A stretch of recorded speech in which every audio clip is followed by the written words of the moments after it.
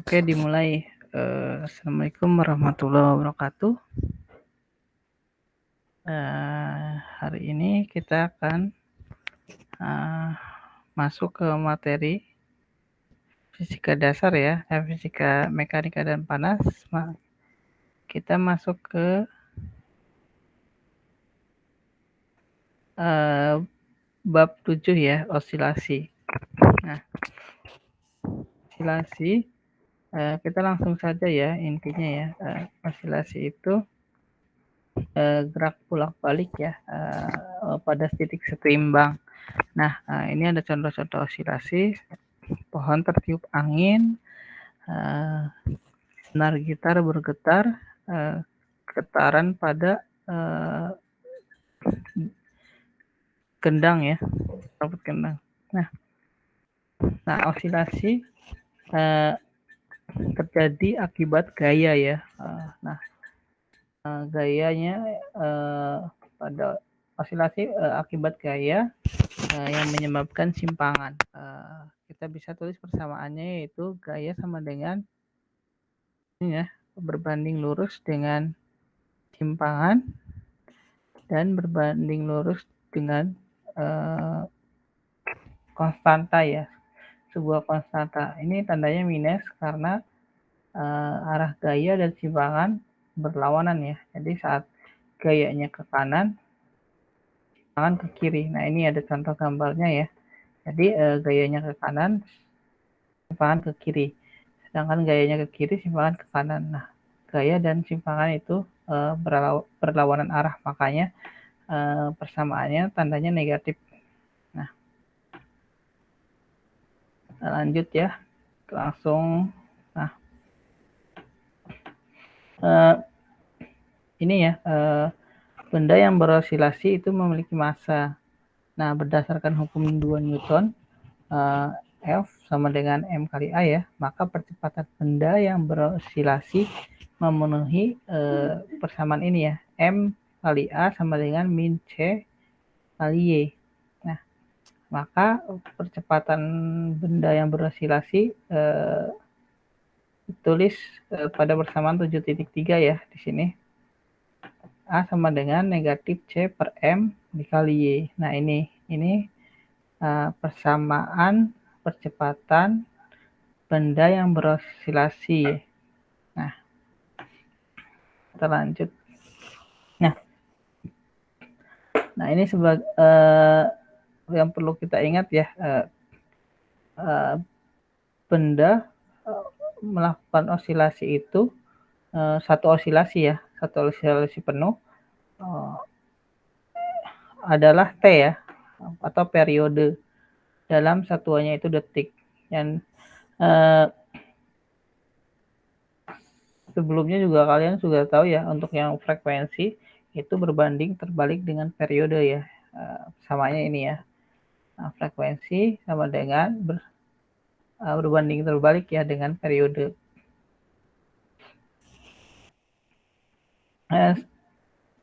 Sebelumnya juga kalian sudah tahu pasti ya, osilasi penuh itu kan suatu benda ya melakukan gerakan kembali ke titik asal gitu ya. Nah, itu namanya osilasi penuh.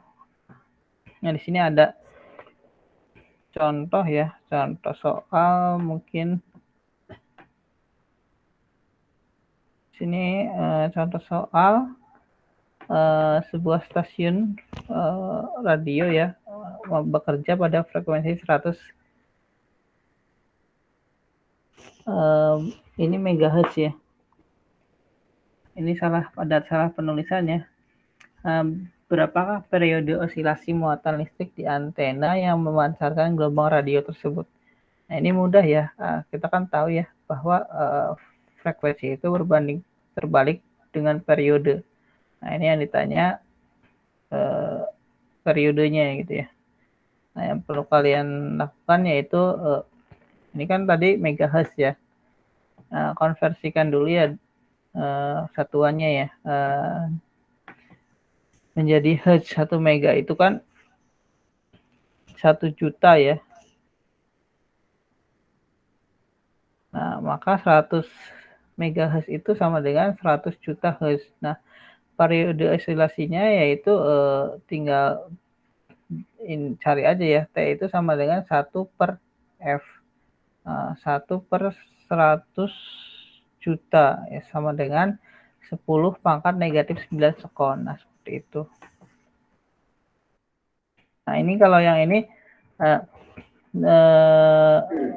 contoh berikutnya lebih menarik ya. Ayunan di sebuah taman bermain. Nah, ini mengayun 5 kali ya. Jadi tuh dia melakukan osilasi penuhnya sebanyak 5 kali ya dalam waktu 10 detik. Berapakah frekuensi osilasi ayunan tersebut?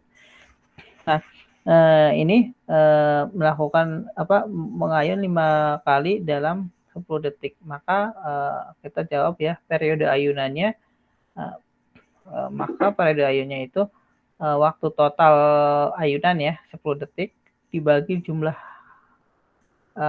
osilasinya ya. Nah, 10 bagi 5 sama dengan 2 sekon. Nah, ini 2 sekon periodenya ya, periode osilasi ayunan. Terus yang ditanya frekuensinya, maka F sama dengan 1/T sama dengan setengah ya, atau 0,5 Hz. Nah, ini frekuensi dari osilasi ayunan tadi. Nah, sudah ya, kita langsung aja ya ke materi berikutnya. Materi berikutnya ini ya, ini ada pemisalan gitu ya. Osilasi itu dimisalkan sebagai fungsi sinusoidal ya.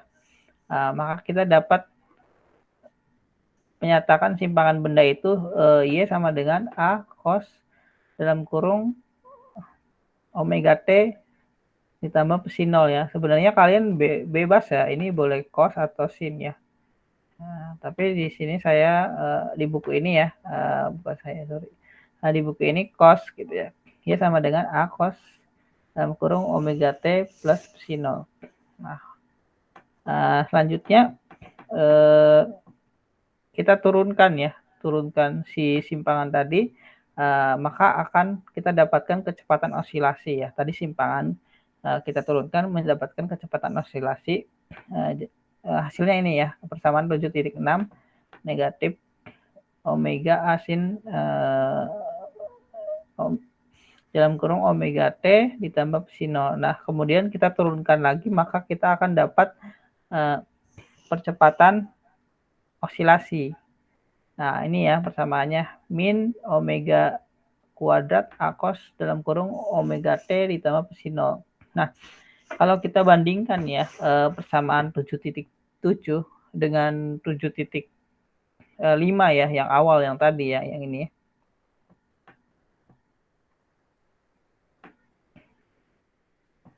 Maka kita bisa tulis ya persamaannya seperti ini ya. Min omega kuadrat A cos dalam kurung omega T ditambah sin 0 sama dengan ini ada kesalahan ya. Nah, yang ini Y-nya ya. A cos dalam kurung omega T tambah sin 0 itu Y. Ini Y.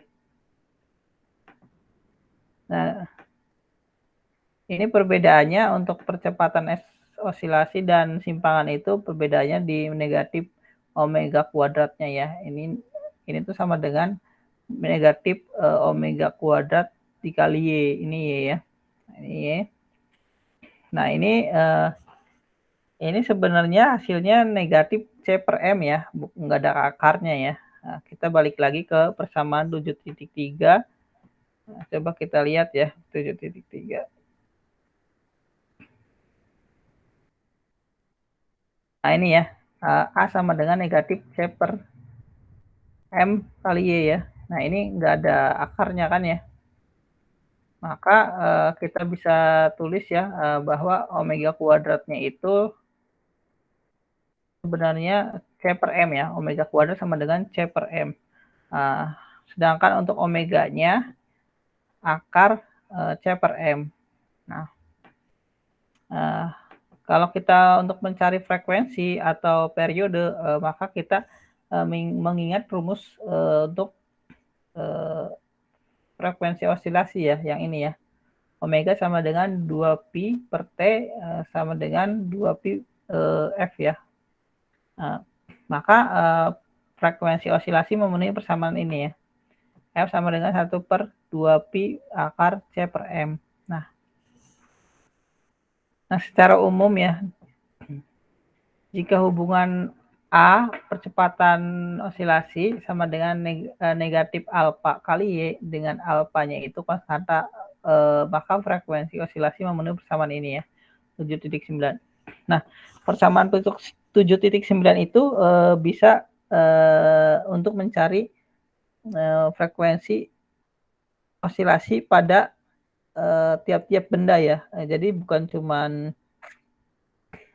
ini kan ini umum ya.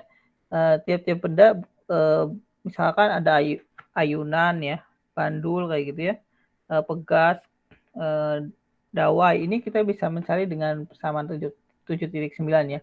Nanti akan dibahas. Nah, ini kita lewatkan dulu ya. Nah, ini kita masuk ke bandul ya. Kita tinjau bandul. Nah, bandul itu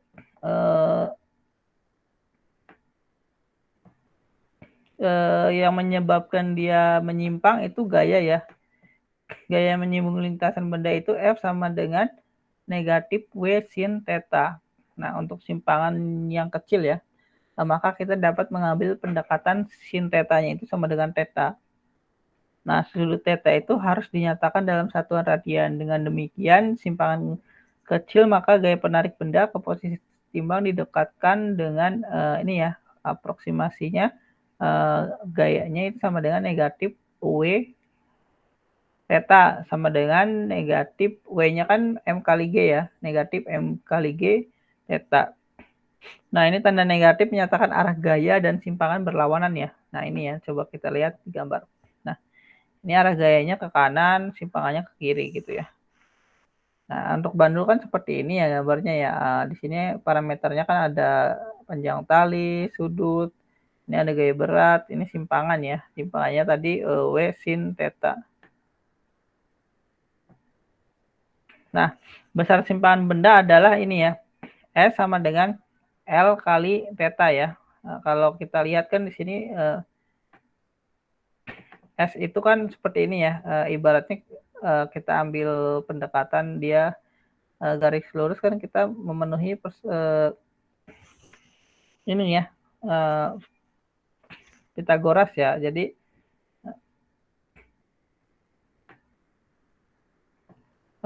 S-nya itu sama dengan L kali theta ya, di mana L-nya ada panjang bandul ya, dan sudut theta-nya itu dinyatakan dalam radian. Nah, maka gaya penarik bendanya sama dengan min mg kali S per L ya. Ini tadinya theta ya.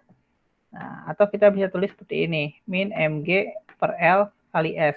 Nah, persamaan gaya ini kita bisa setarakan ya dengan yang sebelumnya ya. Nah, ini kita lanjut ya dengan menggunakan hukum 2 Newton, F sama dengan M kali A, maka ini ya. Nah, nanti M-nya coret kiri dan kanan, kita dapat A-nya. Nah, A-nya itu sama dengan min G per L kali S. Nah, ini setara dengan mirip dengan tadi ya, percepatan osilasi ya. Nah, ini percepatan osilasi pada bandul. Untuk sedangkan percepatan osilasi umum ya, itu A sama dengan C per M ya. Nah ini maka mengacu pada persamaan yang 7.9 ya, maka kita dapatkan frekuensi osilasi bandul matematis ini ya, F sama dengan 1 per 2pi akar G per L ya. Jadi tinggal diganti ininya aja ya, alfanya ya, kalau yang sebelumnya kita bahas tadi. Nah, untuk pegas juga sama ya, pegas malah lebih mudah ya. Pegas itu kan gayanya min K kali Y ya. Nah, kita langsung hubungkan dengan hukum Newton, min K kali Y sama dengan M kali A. A-nya itu sama dengan min K per M kali Y. Nah, ini kan udah mirip ya. Kalau yang percepatan osilasi yang umum kan C per M ya. Kalau ini K per M. Nah, mirip ya, sama-sama konstanta. Nah, maka percepatan osilasinya ya tadi kalau yang persamaan osilasi umum kan C ya, ini tingkat cuma diganti itu aja ya. Nah, seperti itu. Ini saya lanjut aja ya. Nah, dalam bab osilasi ada yang namanya berikutnya ya, resonansi ya. Nah, resonansi itu gejala alamiah ya yang terjadi akibat frekuensi yang sama ya. Nah, ini salah satu perubahan simpangan yang diberi gangguan dengan frekuensi yang sama ya. Ini ya, jadi apabila kita memberikan frekuensi yang sama secara terus-menerus, maka simpangannya itu akan terus bertambah ya. Jadi contohnya kalau kita ayunan nih gitu ya, kita mendorong seseorang gitu ya, ayunan, itu kalau kita dorong terus dengan gaya yang sama, maka simpangannya itu akan bertambah gitu ya. Nah, kalau bentuk sinyalnya seperti ini ya, akan bertambah terus. Nah, ini juga termasuk gejala dari resonansi ya. Garpu tala yang sama, identik ya. Apabila yang satu digetarkan, maka yang kedua pun ikut bergetar ya. Kalau berbeda frekuensinya dia nggak ikut bergetar. Nah, ini ada fenomena ya yang terjadi akibat resonansi ya. Peristiwa resonansi. Jadi jembatan itu apabila terkena angin, dia akan goyang ya. Dia kalau terkena angin terus-menerus dengan frekuensi yang sama, maka goyangannya itu makin besar ya, atau simpangannya makin besar dan mengakibatkan ambruk gitu ya. Nah, itu apa ya? Osilasi itu akibat terjadinya resonansi ya. Nah, ini juga jembatan ya, jembatan bebas hambatan ya yang ada di Oakland, California ambruk ya, akibat peristiwa resonansi.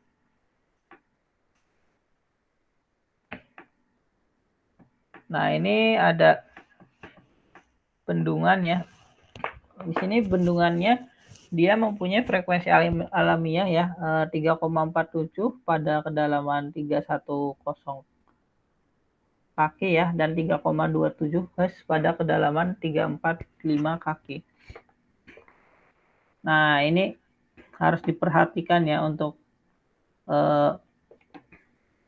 konstruksi bangunan.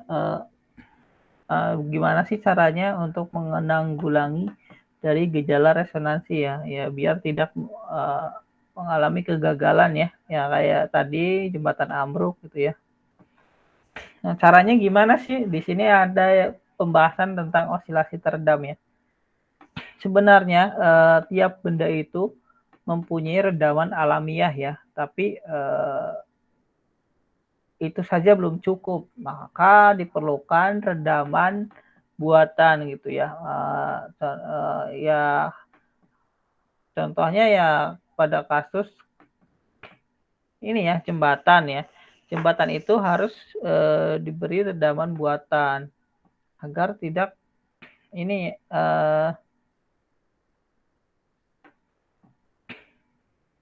agar tidak ini ya ambruk ya. Yang lebih gampang contoh ya ini ya, apa namanya, shock breaker ya. Shock breaker itu diberi peredam. Jadi saat shock breaker kan biasanya kalau ada polisi tidur ya, dia akan berosilasi ya. Nah, karena ada peredam, maka osilasinya itu simpangannya ya langsung mengecil gitu ya. karena akibat ada peredam. Nah, apa jadinya sih kalau tidak ada peredam? Nah, ini ya, osilasi tanpa peredam itu ya seperti ini gitu ya. Uh, ini cuman diberi simpangan, cuman diberi gaya sekali ya. Akibatnya kalau apa sih akibatnya kalau diberi gaya lebih dari sekali atau ada gejala resonansi ya, maka ini simpangannya akan terus bertambah gitu ya kalau tanpa peredam. Nah, kalau dengan peredam saat diberi simpangan, saat diberi gaya ya, dia akan langsung mengecil gitu ya simpangannya. Nah, itu ya pentingnya peredam ya. Nah, ini dalam aplikasi kehidupan kita ya, pada rel kereta api diberi kerikil ya, gunanya untuk sorry, kerikil pada kereta api gunanya untuk meredam ya getaran apabila ada kereta.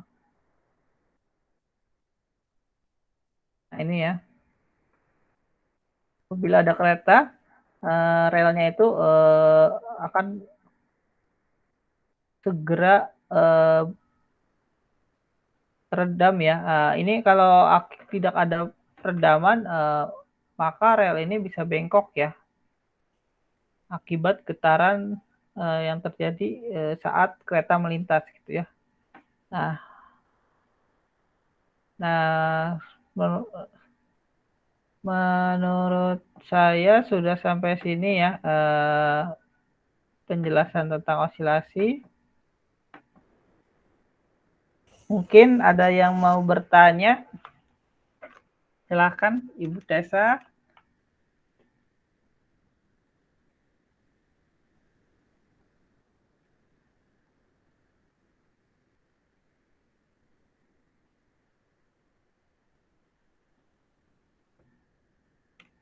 Saya rasa sudah cukup ya.